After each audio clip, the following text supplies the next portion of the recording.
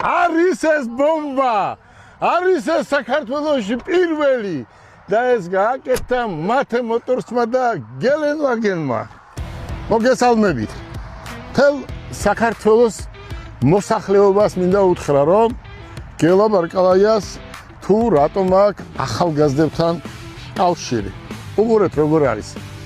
თუ არა ახალგაზრდები, როგორ შეიძლება ადამიანმა ბიზნესი გააკეთოს, ხო? ახლა მოდი ავიღოთ აი ეს გოგონა.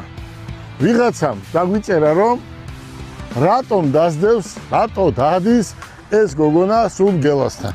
უყურეთ, მე მინდა აგიხსნათ ყველას. აი ამ გოგონამ იცის პირველ რიგში ავტომობილის ტარება კარგად. მეორე, იცის ინგლისური, იცის რუსული, იცის ჩინური, იცის არაბული. და ეს გოგონა არის მეგრელი არ არის, ეს არის მესხი.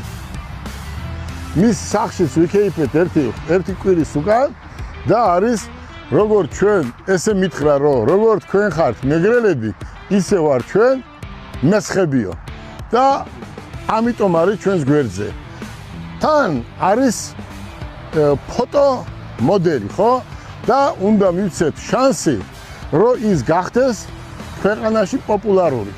ერთი ებრაელი მოვიდა ერთი კვირის უკან და გითხრა, რომ რეკლამას გაგიკეთებთო და ჩემს Facebook-ზე თუ არ ვიცი რა ქვია მაგას, Instagram-ზე თუ ასე შემდეგ, ორ დღეში 70,000 ნახვა აქვს. ჩვენ უთხარით, რომ ჩვენ გამარჯვებას გეტყვით და 9 მილიონი გვექნება საღამომდევრთო.